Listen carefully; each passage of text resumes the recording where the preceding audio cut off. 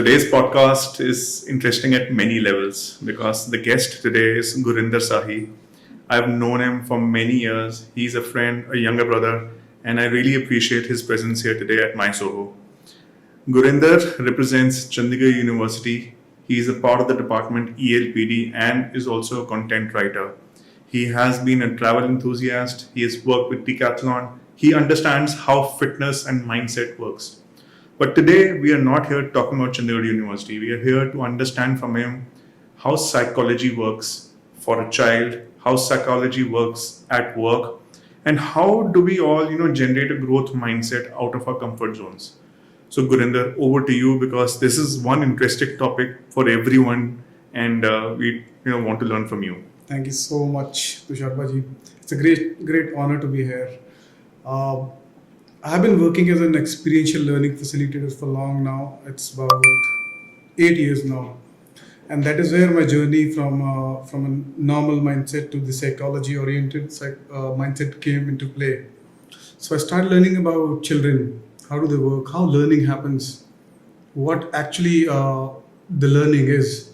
So I dived deep into psychology when I did some fantastic courses from a place called ISABS, so Indian Society for Applied Behavioral Science.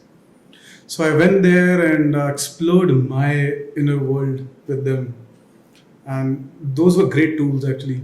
Those helped me understand about myself, and then I can relate to others. That is the only way. I cannot understand the other. I can only relate to the others. That's how my journey began, and then I started exploring my potential. I've worked in decathlon. Now I'm working at Chandigarh University. That was a great ride so far because there were so many learnings happened at different levels. So it is a great honor now to share some of my learnings and insights about my life so far, which I've discovered. Now I can relate to, and now I can share. Tell me more about the courses which you have developed and the excursions you do, and so much more where the learning is actually transferred. Yeah. So it started all the way back in 2017. I was randomly called by a company for training purposes. So their training was happening in Tirthan. So I think might have filled a form on internet. So they called me back, and then I went there. And in that training, the environment was such that I free flowed everything what I have inside me. So, for example, I've been always afraid of stages. I've never gone to stage and performed. Even though I was a part of lovely college here in Chandigarh, DAV Sector 10, I had ample opportunities but didn't grab it because there was some kind of fear in me, which is always there. And I always gave up to the fear. And then even in Punjab University, I was there. There were so many opportunities, but it didn't come out of me naturally. So that was the stage where I grabbed it. So I just saw my fear, which was taking up. It was grabbing me again once more, and I said, not this time. So when I just saw it and just went over it, something exploded in me. And there was many other things which I explored in that training of 5 days about myself, and that was life-changing experience for me. So there I started, and then I started working with them. They called me for a program. So that company works with children, the best schools of India. So they called me up for a program, and then I dived deeper into child psychology then, because I had to learn the trades of working with children to understand them. And then they suggested some courses which were great on the basis, but I want to dive deep in this in child psychology. So I searched online. So there was an institute called ISABS. So you might be glad to know that ISABS is one of the few institutions all over the world. There are only, I think, 35 to 40 countries who work on behavioral science through experience, not through learning by theoretic part, by your own understanding, working with your emotions. So there I got a chance to actually explore myself. I've done BLHP with them, Basic Lab Human Process. Then I did ALHP, Advanced Lab Human Process, and now I'm on to PDP, Professional Development Program. So I work with corporates also. I work with them. So basically, they give me one thing. For example, if they want to work in communication, we design a program which is mostly experiential based. Plus, there are reflections done. Plus, there is a theoretic part also. But mostly, the activities are based on experiential learning. So they explore their potential through live demonstration of their skills. And they learn from their own mistakes. So that is how I went into that thing. And then on my own, I attended few workshops also. The latest was Jungian workshop. I attended there in Delhi last year. So I keep on updating myself. I keep on understanding few things. Even I was reading Gita now. Oh my God, I was astonished that talked about human behavior. It was all on Arjun's mindset. That Krishna was saying it was all about mindset, psychology. So then a few years back, I read about Buddha. I read about Mahavir. How they emphasized on the human behavior, the psychology. So I was astonished to see this. We never talk about this thing. We never thought about these things. These are very basic things. We are not aware of our own patterns. We are not aware of our own, some of the intelligence, which we have lost touch with. For example, I'm a strong believer of emotional intelligence. I'm a strong believer of the core intelligence. They have their own intelligence, but now where we have gone wrong is only focusing on one intelligence that's here. We don't give a chance to other intelligences we have. So we have come out of that balance. And that's how I see, even if I work somewhere, for example, I worked in Decathlon, now I work in Chandigarh University, I see a huge gap. I see a huge gap, and I see we follow the Western way of development, the Western way of growth, but we don't recognize our own intelligence we have here. We don't even pay heed to what environment we are working here. We don't even pay heed to what kind of people we are. And we are just blindly following their growth. Whatever comes on internet, we follow that. Whatever comes on, whatever we read, we follow that blindly. Those are the cues. You should always take that. I'm not against that. But the bigger thinking should be happening here. Okay, now I've got the clue. This is another way of seeing things. Now, what should work in India? What should work here with me? What is best thing for me to work in? And that is where I see a gap. We are blindly following so many things which are not meant for us in these environments. So these courses, along with these behavioral courses and many other courses which I have done along with a period of, I think, 5 years, has helped me grow tremendously towards thinking, exponential thinking. And that is where I'm a strong believer of coming out of comfort zones also. Challenging and, trusting. The real trust has come now. Yes. Everything is achievable. Tell me and guide me that when does a person come to know that he needs to be involved in these learnings? Because that is one critical point कि realization, acceptance उसके बाद है. वो realization कब आती है? I've seen कि families तब देखती हैं realization जब शायद उनके किसी family member को autism हो या इस तरह का कोई mental setback हो. पर वो खुद realize नहीं करते कि शायद हम सबको individually भी कहीं ना कहीं such programs की जरूरत है. तो ये realization कैसे आ सकती है? I think there are only 2 or 3 things which then only you come into realization. First of all, I say crisis. When we recognize crisis, then there is a chance you might reflect on what you are doing, how you are doing. Second is personal pain. With crisis comes pain. If you're able to see the pain, then only you can come into that zone. Okay, yeah, there's something wrong here. The third, I would say, is is an environment you get from very, very beginning of your life, where you read more, you experience more, and there is someone to guide you basically. Then only there are three chances you become aware of these things. Otherwise, it's very difficult for a normal man to actually come into these things. Even I've seen people in crisis, but they still don't pay heed to that. The only solution they look is outside, not the inside. And let me bring into another aspect what I see. I have seen in myself, and now I believe that the problems are inside. There are some blockages inside me that reflects my outer behavior or my outer look of life. For example, I'll give you one example. If as a person I don't recognize in myself the feminism part of me as a man, I cannot. There is no way I can respect the women outside. It'll be only coming from here. I've seen people. I talk with my children also. I have live discussions with them. So, for example, one person say, "I respect women a lot." How many female friends do you have? None.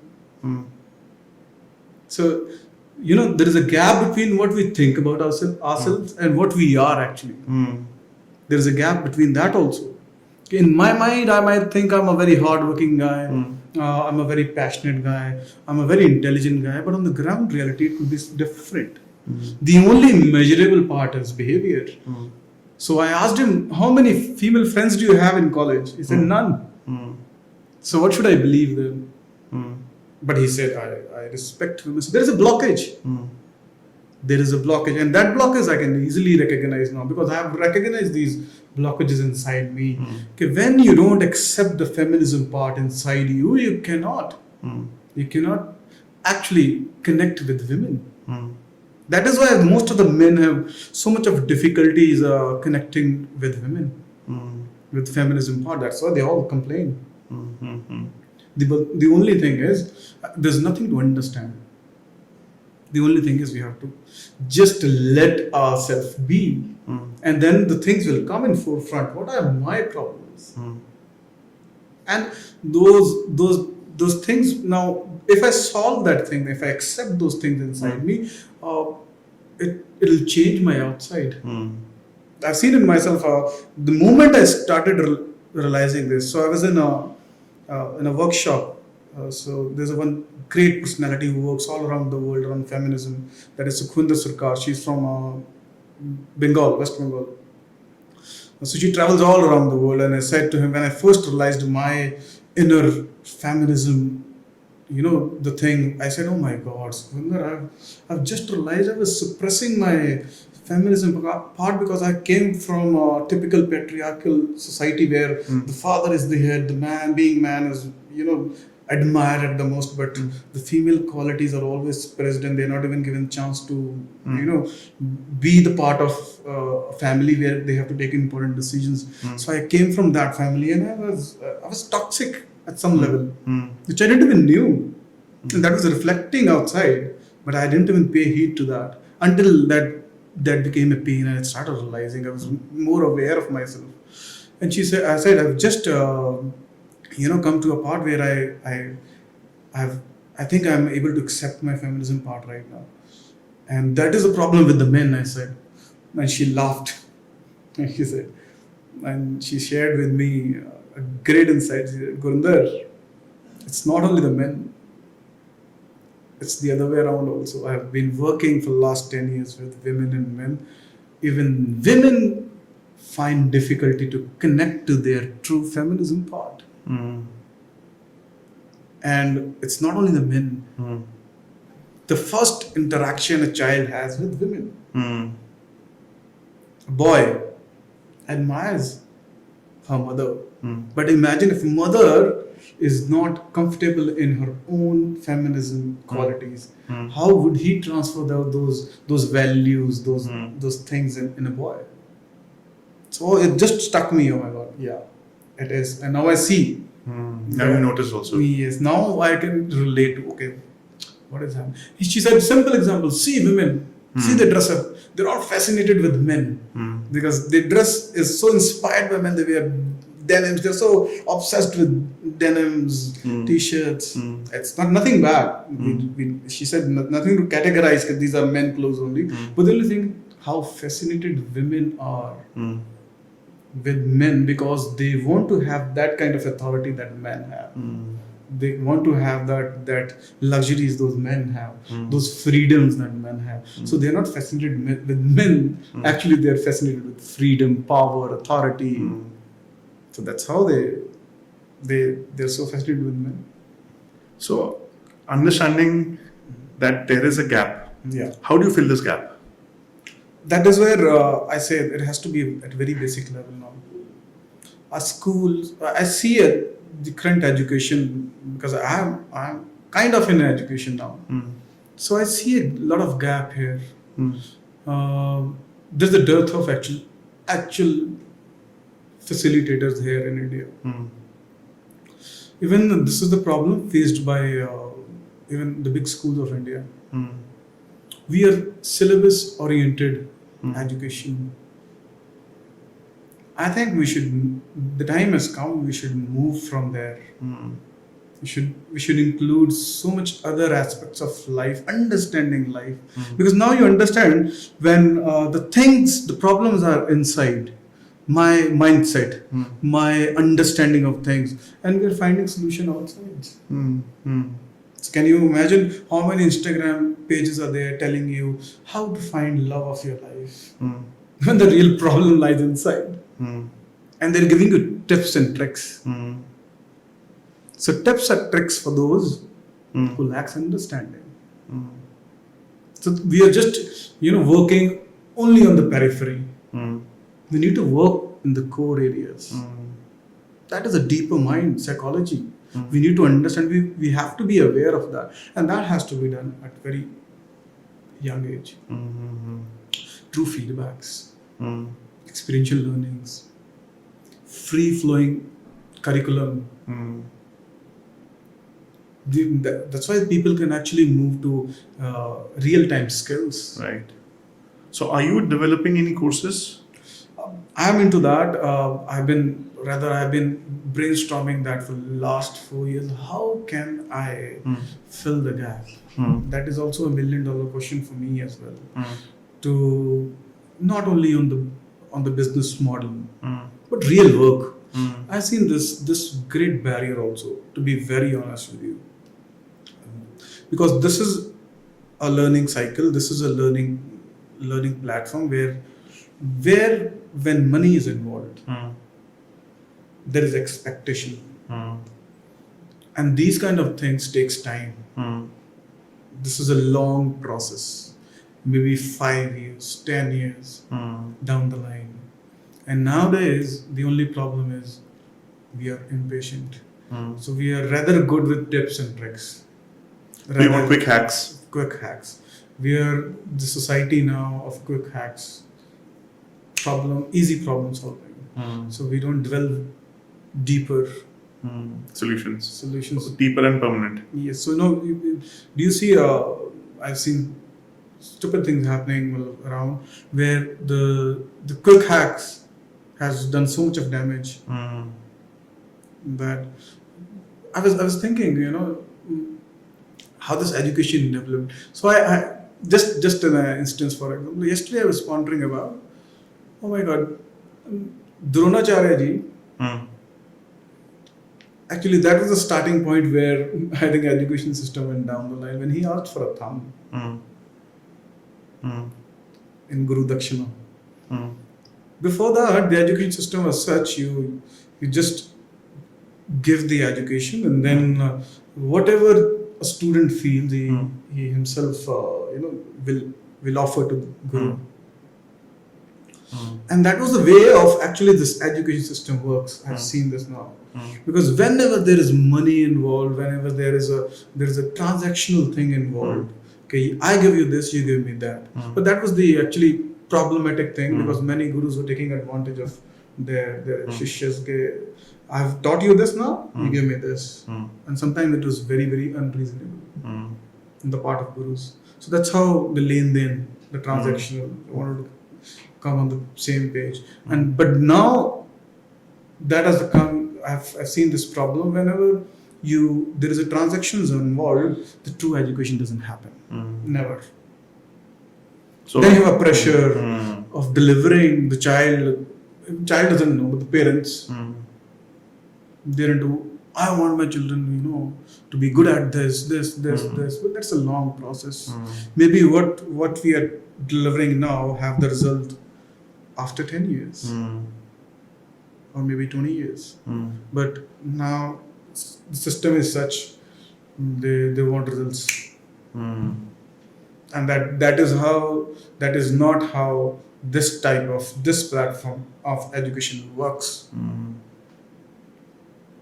And that is where I find it difficulty to get a model here. And I'm sure in the coming times you will be able to figure out a method which will at least start initiating this process for people. Tell me something about how your journey from your education from DAV, उसके बाद आपने और क्या activities की, and then finally you moved out of your hometown, did an opportunity with Decathlon, and finally you came to so what your journey was? So during my childhood, I was always feeling the pressure of performance.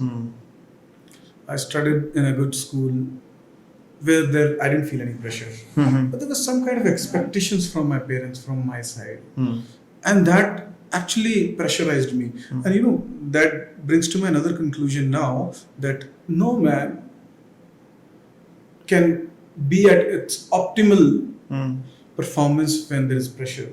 Maybe it will give you push a little bit sometimes. So now I talk about two pressures. One is natural pressure, which should be there, and one is unnatural pressure. So what I mean by natural pressure is, for example, when you sow a seed in the ground, so you put another layer of soil over it, and now the seed inside the tree, inside the seed, or the plant inside the seed, has to go to a lot of struggle to come out to break that shell and the first layer of soil to come out. So that is a natural pressure that has to be there, and that is actually very, very helpful in personal growth. But there are some unnatural pressure. For example, if I sow a seed, over it I put one layer of soil and then put another rock over it, then you think the plant will be able to come out? There's no way. And that is what is happening with humankind.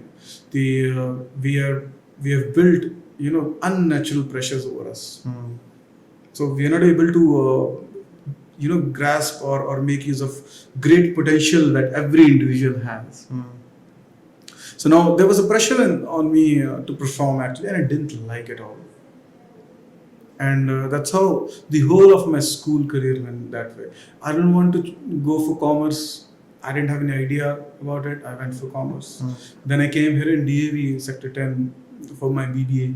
That I think I only attended 20-25 lectures for whole 3 years. I didn't like it all. I was more interested in arts, but somehow I got into commerce. Then I was not courageous enough to leave that thing that time, because everything was dependent on parents. So I didn't have that courage. Then I went to Chandigarh University, where there also I dropped out. Finally, there was a time I decided I will not do anything which I don't want to. And I stayed at home for 1 year, mostly in my room, studying alternate things, what I wanted to. Seeing my problems, my pains for 1 year.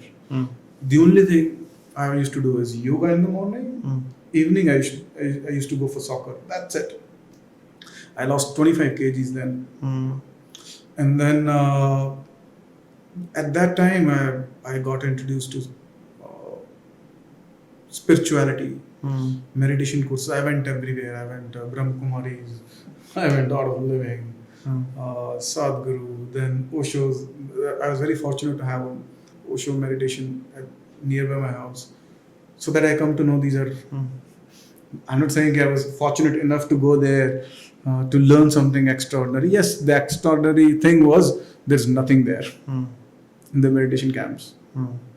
And that too I came to know while visiting them, while going there. So now, then from there I did a wonderful course in mountaineering. So I did mountaineering from GIM, Johar Institute of Mountaineering. That is where I enjoyed being in mountains, doing what I love. Then from there I did skiing course for 18 days in Gulmarg. I'm a certified skier also. Then from there I did water sports also. I did kayaking, random courses. I knew I was doing out of fun what my heart wanted. I just did that. There was a long urge in me. I can remember. I think I was very young, and I visited Dalhousie. And there was a turn to Lakan Mandi, and I was standing there because I remember that particular instant. Standing there, and I thought, what a wonderful thing if I could stay in the mountains. That thought was there behind my mind for so long. And finally, after the water sports, I did Vipassana for 10 days. It's very hard form of meditation. And that inner thought, can you remember from that childhood, started resurfacing again.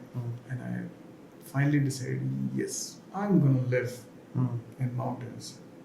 So I decided, and another thing which was troubling me at that time, that I'm always dependent on my parents for my financial things. I said, let me see if I can survive without money staying in mountains. And I did that. I stayed in Gurdwaras. I stayed in what we call those ashrams. Then luckily I got a tent also. So I thought, I'll pitch somewhere in the jungle. I'll stay in jungle. But that is where I started believing in my own energies. When I was totally looking for something, from nowhere it started happening. There was a guy who I was sitting in Nagar.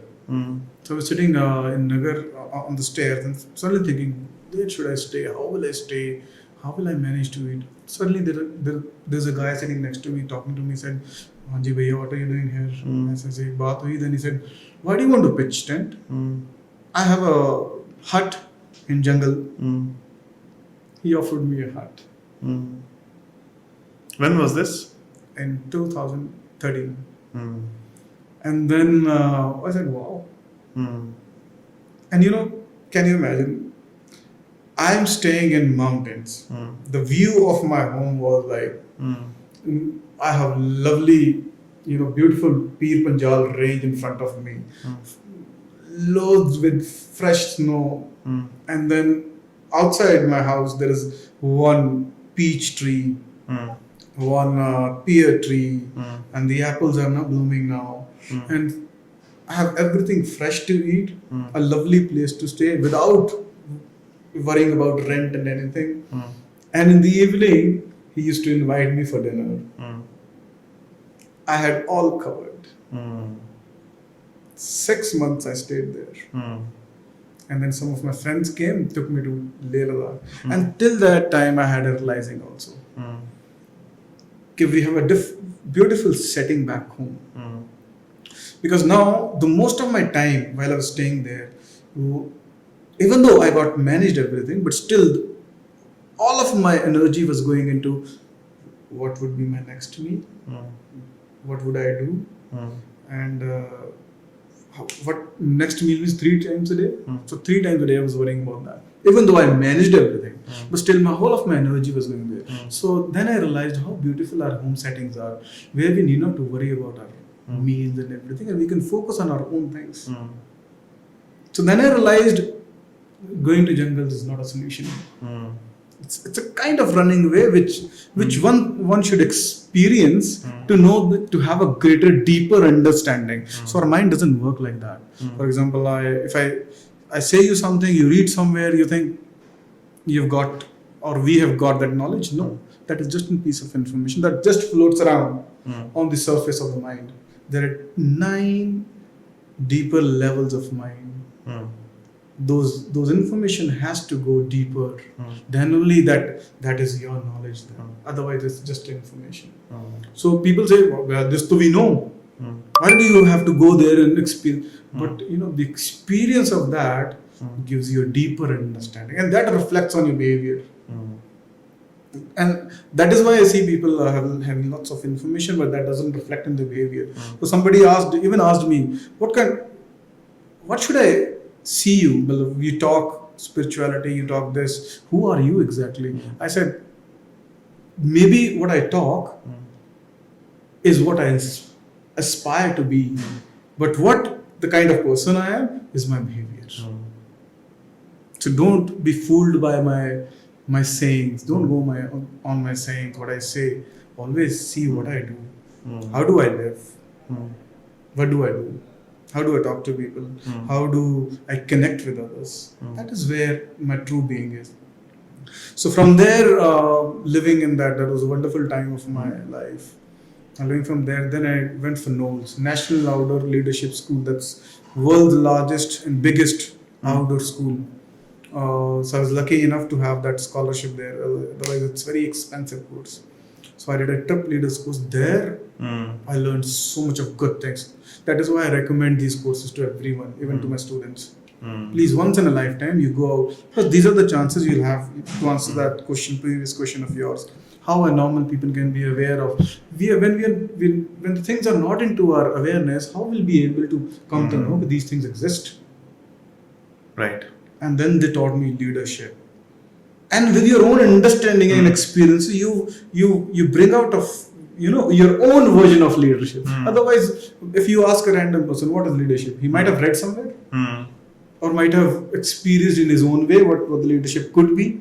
But the actual viewpoint comes when you encounter different styles of leadership, and then you can finally have your own understanding of what leadership is. And then you can come out of a very beautiful idea of leadership, which is absolutely yours.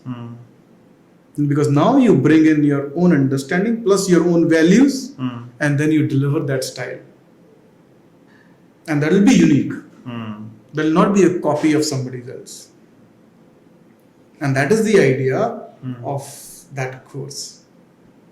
Fabulous.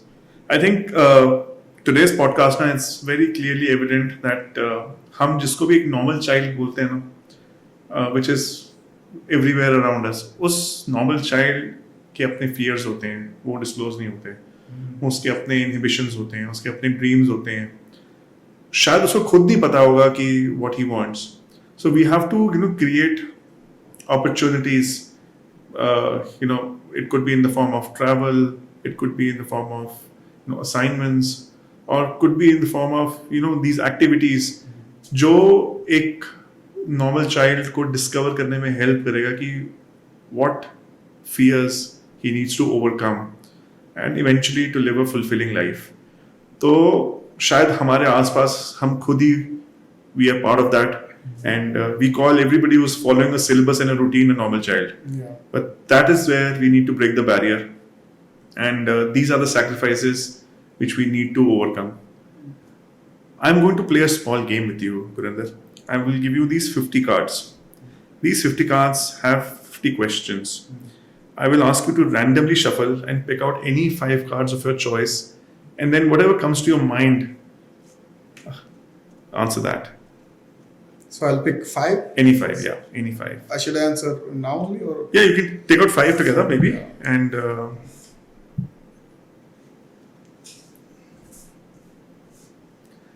these are questions not on one topic. It could be any topic. So just about getting more variety and thought. Thank you. So let's start with the first one. Top ways to reward performance. Yes, this is interesting because बहुत जगह ये होता है कि performance सिर्फ या तो gift देके रिवॉर्ड होती है या हो सकता है कुछ लोग कुछ बोलते ही नहीं, nothing said, या कुछ लोग पीठ पे थपथपाते हैं. तो आपके तरीके से what is accepting performance and how do you reward it? I have an answer which is, I don't know, it's all personal, my thing. here is a bigger dilemma now. To reward performance. That is a dilemma on the part of rewardee, who will be rewarding someone. But trust me, the bigger question should be, how could we bring an environment where performance itself, people should feel that performing well in itself is a reward. Because see, the another thing, everything has pros and cons. Somebody is performing, now you reward that person. Now you reward that person, that reward in itself could be work could be in two ways. Rather, you will be rewarding him for that performance which he did. It might have a positive or negative effect on not only on that person around. If you do like this is the performance, this is the benchmark, you will be rewarded by this. And how can we reward somebody in one particular way? There are multiple ways of rewarding, but that model, I think, could not be sustainable, because then there's a race. And trust me, that race is very bad. Then now everybody will start be expecting rewards every time they perform. And that may not be possible for every time to reward everyone in every way, in particular way. That is actually that feels like a reward to them. And that is where I have a different aspect of it. So people think rewarding could be financial, or or jumping up the ladder, promoting somebody to a bigger job. But that has to be taken in consideration. Lot many factors when you reward such kind of things, when you actually promote somebody on their performance. But there are other factors which you have to take an account to actually give them that position, because that position brings another responsibility, different kind of role, different kind of understanding. So there might be a chance where an average performance person could be bigger fit for a position than an excellent performer, because he may be performing in that thing, but he might lack in something else, which that position requires. So for an rewardee, for a person who's actually rewarding performance, has to take care of these things, because I've seen this in children. So there was a phenomena where we stopped rewarding children for their performance. That also was kind of I think that is also one extreme step. And then the other thing was, after so much of experience, some people designed a way to reward people so that everybody feels the same. That is not possible at all. It has to be a different approach. So there is no particular way you can reward a performance. The bigger you should give that feeling, that understanding to people, that performance itself is a reward. What joy that can bring when I perform better at some places. When Virat Kohli scores a century, don't you think that century itself is rewarding? Do we need to pay a 1 lakh check after that match to him? And there is always a controversy over that. People have never agreed on Man of the Match award. They said, no, he performed well, he deserved. So I think you're absolutely right. Kahin na kahin, reward has to be understood in a different view. Yeah. It's recognition is something different, and recognize आपको आप खुद करोगे तो उसकी feeling is unbeatable. And even when the employer recognize the performance, that should bring a reward. If that is not bringing a reward to people, if that is not bringing happiness to people, there's something wrong in the system there. So recognition. So if this person is feeling, I'm not being rewarded, so that means his performance was based on something. Yeah. He was always thinking, if I'll do this, I'll get this. So this system is always at fault, according to me. If I'll do this, I'll get this. If I'll do this, I'll get this. that is not life works. And that brings a very negative approach at workplaces.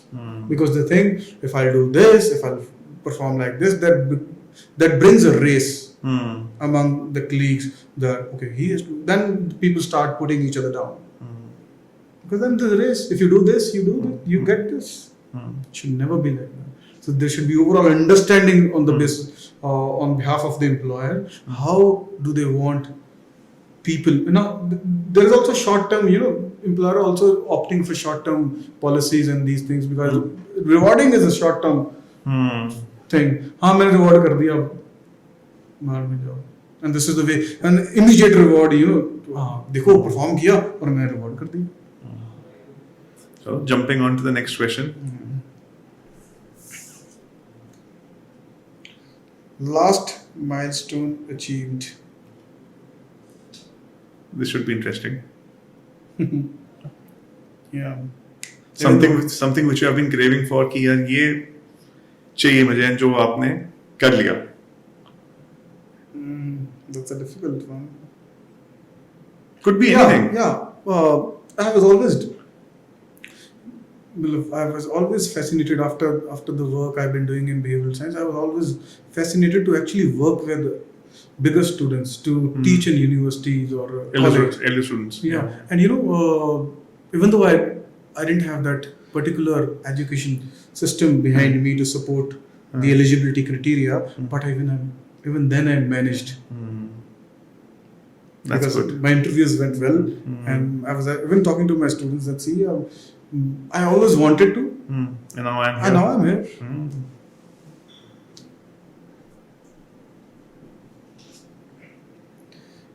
Do you know about consult3me.10? No, I'm not aware. Okay, I'll explain. So this is a platform which MySoho is launching. So I'll tell you a brief about MySoho.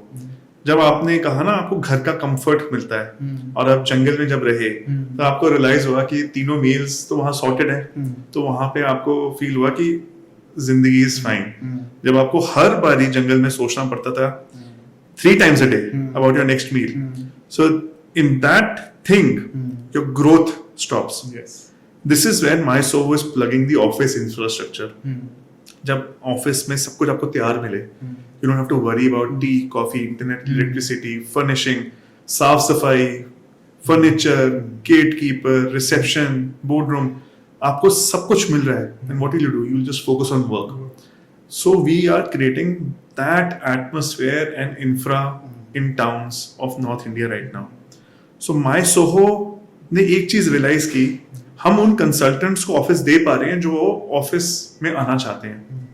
ऐसे बहुत सारे consultants हैं जिनके पास इतनी deep knowledge है पर वो शायद कहीं नौकरी कर रहे हैं, शायद वो वर्क फ्रॉम होम कर रहे हो, शायद वो हमारे पेरेंट्स हों, शायद उनके पास ऐसी रेसिपीज हों जो वो खाने की शेयर करना चाहते हैं पर कहाँ शेयर करें, वो अपने पीयर ग्रुप में रह जाते हैं. तो consultnearme.io एक प्लेटफॉर्म है जहां में कोई भी जाके रजिस्टर करे, अपनी स्किल लिखे, and people who are looking for those advices will reach back. Perfect. So this is a platform we are about to launch.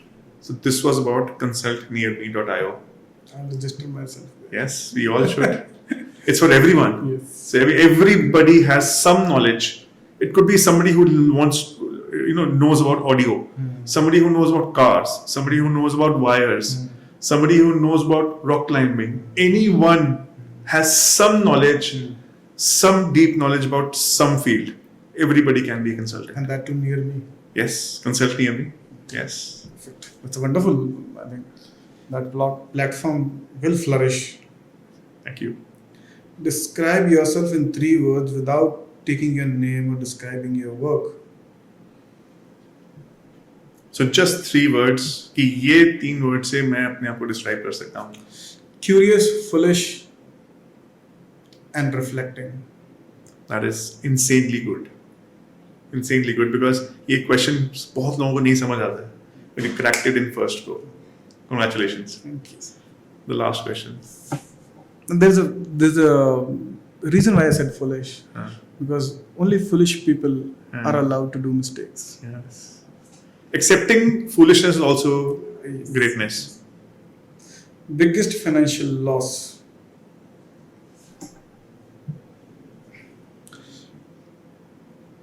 I can still say I am in biggest financial loss right now And why is that? because never understood finance in my life. Never paid heed to, nobody taught to me because in early age nobody gave me any insight. That was my biggest fear actually, to manage. I'm still very bad at managing my finances. Even though I'm working, I have a good job, but still I need to rely on my parents for my whole expense, to cover my whole expenses. So I'm very bad at that, and I just realized that there could be a bigger blockages, which I'm now that has come into forefront. And now I've started paying heed to that also. Otherwise, I've never paid heed to that. So if you ask me, I'm already in financial loss till today. Maybe it will change tomorrow or year after or 2 years after, but it has to change because now I've understood and I have actually accepted that thing of mine. So that is great because अगर आप realize कर चुके हो कि ये problem है तो आप solve भी कर पाओगे. Yes.